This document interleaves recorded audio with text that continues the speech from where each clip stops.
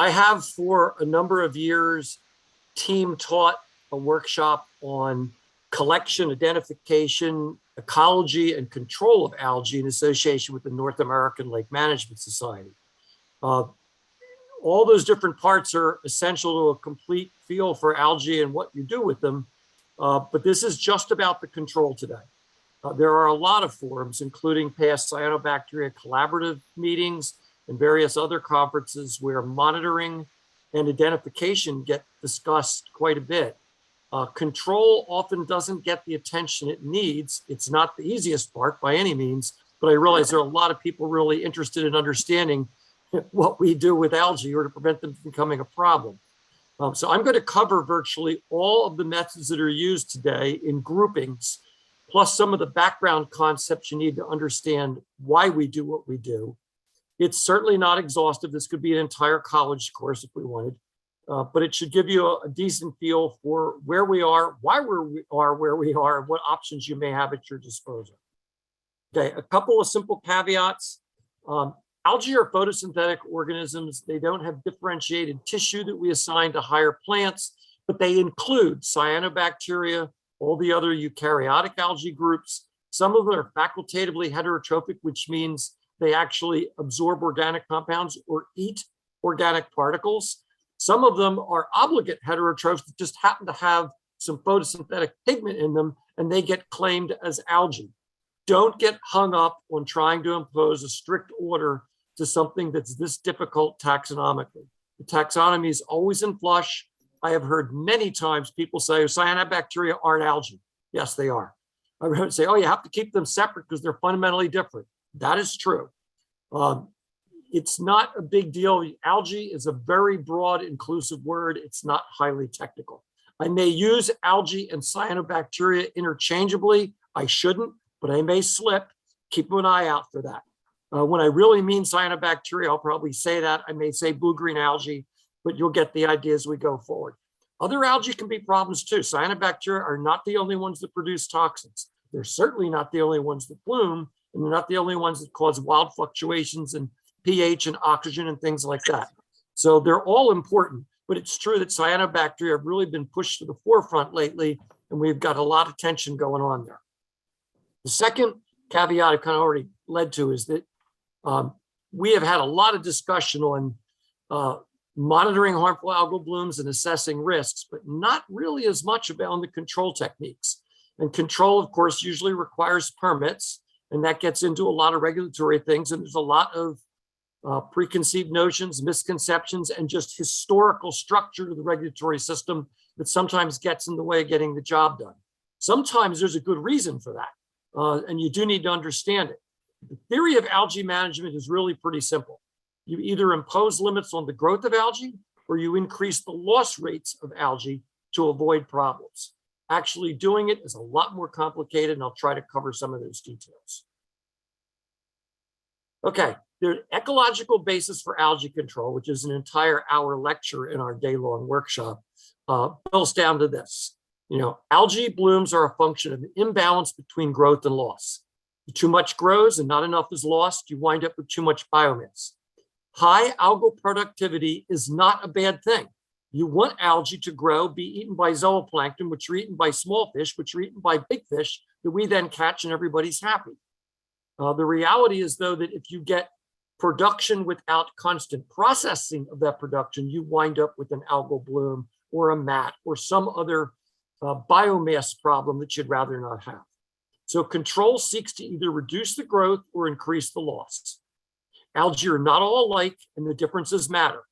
If you called somebody up and said, I had a rooted plant problem in my lake, the first question they're going to ask you is, what kind of plant is it?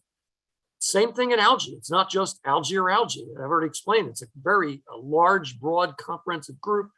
What kind matters, sometimes right down to the species level, but certainly the genus and family level. The mode of bloom formation also matters. And this is something that is not as well understood or as well publicized as it should be. There's basically three modes by which algae become abundant. There's some sort of seed population, there's plenty of nutrients in the water, and they grow into a bloom. When I started my career in the 1970s, that's what we thought happened all the time. Turns out that's actually rare.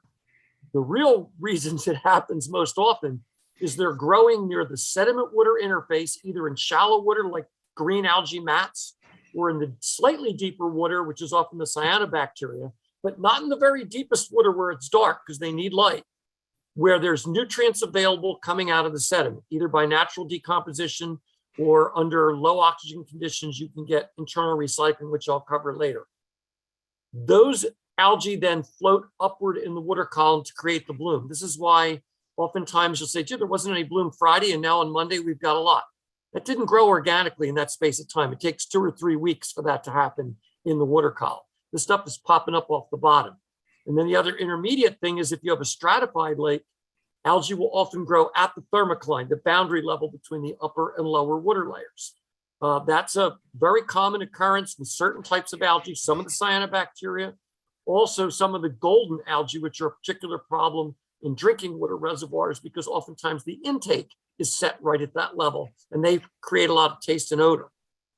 So knowing where the algae came from matters. Of course, they could also be flushed from an upstream lake, and they can grow in the water column if there's a lot of nutrients. So understanding that ecology is pretty central. The pictures at the bottom, the far left Planktothrix, which was split off from the Oscillatorias a number of years ago. That's a often toxic cyanobacterium that grows near the thermocline.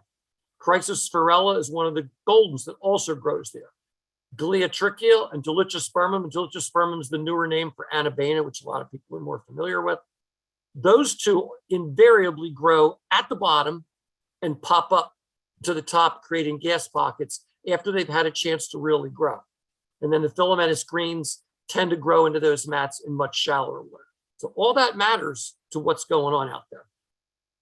Okay, geology is the mother of all ecosystems. That is a line that the late Gary Hollins gave me. He's a wetland biologist in Massachusetts, brilliant guy. And the bottom line is the geology in your system, either that global map on the left is, not very fine detail. And there's our ecoregions for Massachusetts on the right, which are largely based on soil features. They're not based on land use. It's the natural background that you get. In comparison, the watershed matters. Watershed management size matters. Here's a little lake out in the Berkshires on the left there with a huge watershed. It's a 50-to-1 ratio. On the other hand, some other ones, also Western Mass, not quite out in the Berkshires, 3 sets of lakes there that have a 3 to 5 to 1 ratio of watershed to lake area. The land use, the slopes, the vegetation certainly matter, but just the size of the watershed makes a difference to what's going to happen in that lake. The bigger it is relative to the lake area, the harder it's going to be to control those watershed influences. You're going to get more water coming in, particularly with storms. You will have more flushing, which could be a good thing, but you're going to have higher loads of various contaminants.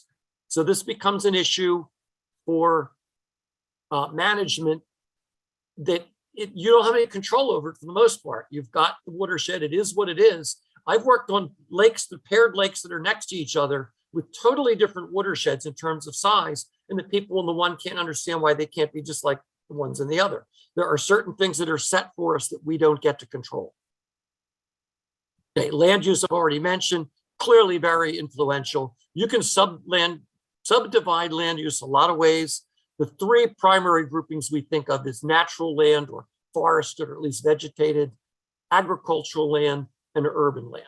And again, lots of subdivisions, whether it's row crops, cover crops, or pasture land matters, animal feeding operations, high density, low density, medium density residential, transportation corridors, recreation, all sorts of things you can do. And the loads from each do vary. But in general, you can make some pretty good assumptions or at least conclusions based on what your watershed looks like when you know the size and the land use.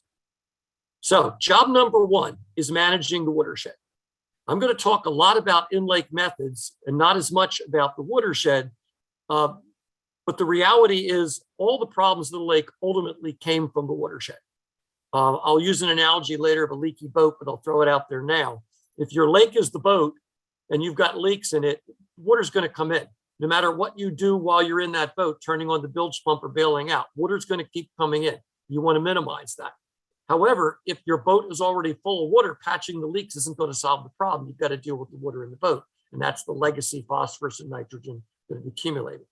The left-hand panel is phosphorus regions of the northeastern US. Again, this is geologically based. If you live in Vermont, most of New Hampshire, northern Maine, you're in pretty good shape. The blue is naturally low phosphorus. There are areas down as far as Long Island, Western New York, even some other little pockets, Connecticut, Rhode Island, where a natural background of 30, 40, 50 micrograms per liter is possible. That's a lot of phosphorus. The range we worry about is jumping from 10 to 20 or 25 micrograms per liter. Over that is bloom potential. Under that is a lot less. It's a narrow range. And when your natural background is already set to be somewhat high, you have an issue. The right hand just gives you an idea of how bad it can get. I mean, if you live on that reservoir out there and the watershed includes all the land you can see in that picture, you have problems. There's just no way around it. Okay, on top of all that, many lakes were created or at least expanded by human action. Lakes are subject to natural processes, but they are not necessarily natural features of the landscape. I don't know if we've got people on here from like Delaware, Maryland, Texas. You have almost no natural lakes. I'm in Massachusetts. We've got Kettle Hole lakes. We have a lot of other depressions or river run impoundments that existed to some degree, but the vast majority of them were expanded or enlarged with dams. In Massachusetts alone, 50% of the lake area and 2/3 of the lake volume were created by human action. And that does not include Quabbin or Wachusett, our two biggest reservoirs. So the point is, this is not a truly natural landscape. It's subject to natural processes, but we've created this. Managing lakes is more like managing a building than managing a forest. You have things you have to do if you want it to stay in the condition that it's in. So not all lakes are created equal. Trying to force fit the same solutions all will not likely work. And that's just a picture of Quabbin Reservoir before and after they created it. Totally different. Okay, into the actual management techniques for watersheds. You can boil this down. You can teach a whole college course in this. I used to do just that. Source controls and pollutant trapping, though, are really the functional categories. You either preserve the natural land, and I am a huge fan of groups that do that. Nature Conservancy, trustees of reservations, all the groups we've got in New England and really across the country that buy land or swap land or do things, get development rights to protect the land and keep it natural. That's incredibly important. Of course, as the population grows, we have to have someplace to put these people. So there's a constant push and pull there. The alternative is that you ban certain high impact uses. You can't put a gas station in the zone 2 of a well. There's lots of things that you try to control in that regard, but there are limits, particularly since in many cases the laws do not predate a lot of the development and other things we've done. Best management practice for minimizing the risk of pollutant release. I mean, the lower left picture is a local establishment with all of the fertilizers and other things sitting out on the pavement. The bags get broken open, it rains on them, stuff runs off, it's got to go somewhere. How you manage concentrated animal feeding operations is huge. Feedlots are one of the major impacts on downstream water resources. Beyond actually controlling the sources, and there are limits to what you can do, we have pollutant trapping. And this boils down to a few major techniques and a whole lot of auxiliary or combination things. You either detain the runoff, infiltrate the runoff. You can have passive treatment like constructed wetlands, or active treatment, we're actually adding chemicals or running it through a medium. Watershed management should be included in any successful long-term algal management plan, but it may not be sufficient by itself. To give you an idea, this is a great website, I've never seen it, bmpdatabase.org. It's peer-reviewed projects for runoff management, agricultural or urban, and they split them. And you can actually see what was done and how well they did with controls. And the answer is it's not that good. It's way better than doing nothing. But the reality is it's pretty rare that we get more than a 50% removal of phosphorus or a discharge concentration of less than 50 micrograms per liter. If you remember, I've already said the range we're worried about is 10 to 25 micrograms per liter. 50 is too high.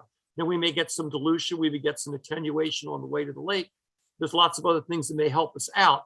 But the bottom line is development and agriculture tend to bump up our nutrient concentrations by an order of magnitude, 10-fold or more. All of our BMPs tend to cut it in half. Well, that's still a five-fold increase. It's not a net zero. You can do it on a small scale, particularly if you infiltrate or get into passive or active treatment, but to do it on a watershed-wide basis is very, very difficult. Maintenance of many BMPs is a major factor. There's a paper out recently by a friend of mine who looked at detention basins. If you don't go in and clean them out once every 5 or 6 years, you lose the functionality. They start becoming sources of nutrients downstream. So maintenance is really important. The cost per unit of phosphorus mass removed will have a range, and it's typically hundreds to thousands of dollars per pound.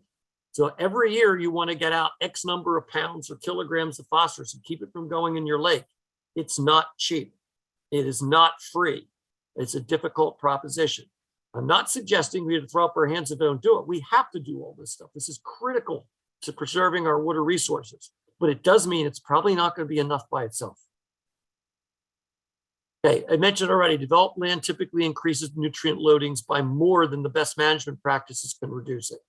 Agriculture and urban lands will put in, an order of magnitude higher per unit. If you had an export coefficient of less than 0.1 kilograms per hectare per year from a forested area, and you convert that to residential or a farm field, it's going to jump up to like 1 kilogram per hectare per year. It's going to be a big increase.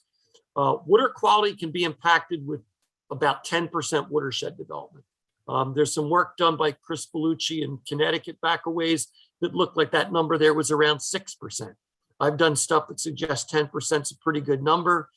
If you're really careful with the BMPs, you might be able to stretch to 20 or even 30%. But once your land is in a non-natural use at more than 30% of the watershed, I do not know of the case anywhere they've gotten it to go back to what it was before. The genie is out of the bottle. It's challenging. Watershed management protects lakes, but it's rarely sufficient to rehabilitate lakes. So again, if we're dealing with existing algae problems, it's really rehabilitation. Not that protection isn't important, not that we shouldn't need to do it, but it may not fix it on its own right. If you've got a high flow impoundment in a river and you cut off the inflow of nutrients, you might make a big difference. You should make a big difference. But if you've got a basic kettle hole lake or a substantial lake with months and months of detention time, the stuff accumulates and it does not simply wash out and you're done. You've got to go in and do something about it. And that's the picture on the lower right. The boat's full of water, plug in the leak isn't going to fix the problem. You've still got to bail out. And the one on the left, we have no BMPs that can make the land in the upper right, that highly developed area, behave like it's the land in the lower left, the natural area. That doesn't exist. And we've been told by various groups over the years, particularly in the 1980s and 90s, that you can solve all lake problems with watershed management. It is not true. I mean, just look at invasive species. It's not a watershed issue at all. And now we understand a lot more about legacy loading of particularly phosphorus within lakes. And that's strictly an in-lake problem that has to be dealt with in the lake. Again, do not misconstrue what I'm telling you. Watershed management is essential. We have to do this. It's just not likely to be adequate if you already have problems. Okay, I'm going to stop at that moment. If there's any discussion of watershed management specifically, concerns about anything I said that disagrees with what you've always been told, I'm sure some of it does, but happy to take questions at that point. The only question that was in the chat was where does Microcystis typically grow in a lake? But very good question, and I will cover that later. It tends to start on the bottom and pop up. It's one of those. Microcystis and Dolichospermum or Anabaena, Aphanizomenon, those are classic ones that get their start on the bottom and pop up. There are a few Dolichospermums that tend to grow more in the water column, but they start on the bottom for the most part. And they're not going to be in the shallowest water. They're going to be where there's enough organic sediment to cause an oxygen demand that lets the phosphorus leak out, but not so deep that they don't get light. So typically 10 to 30 foot in most New England lakes. Planktothrix, which I mentioned, tends to grow at the thermocline. Some of the Lingbias grow at the thermocline, Pseudanabaena. Some of them, again, all of them can do well once they're up in the water column, and that's the other half. The thing is that if you haven't taken care of your watershed and you've still got a lot of phosphorus coming in and these blooms pop up to the top, well, now they can keep right on growing. It's the difference between packing a picnic lunch and climbing one of the White Mountains for the view. And when you get there, you discover there's a hotel and a McDonald's. Well, now you can stay as long as you want to. You've got stuff to eat and a place to sleep.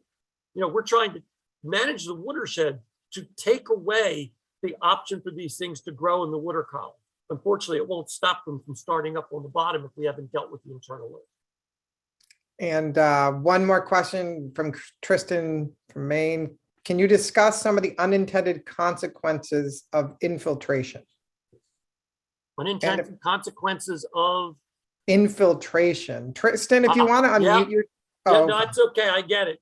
Okay. In Massachusetts, we have a stormwater policy. You can't just take road runoff and put it down the drain. I mean, you've got hydrocarbons, metals, the nutrients themselves that go into it. Nitrogen is not stopped by the soil hardly at all once it's past an uptake zone for roots. So infiltrating by itself can give you a groundwater problem, no question about it. It will knock down phosphorus tremendously, but it's true, there's other issues. So you may have to do some kind of pretreatment. It's best to have a more complicated system where it goes into like a vortex unit or something that captures the solids and then maybe run it through a constructed wetland where you're getting as much stuff taken out as possible. Or infiltration doesn't have to be just putting it in the soil. It can be putting it through a filter berm in a detention area where that berm becomes the absorbent of everything, which you can then remove and replace it periodically. But I think if the point's being made that, hey, you can't just throw this stuff in the ground, she's right. Again, I didn't say any of this was easy.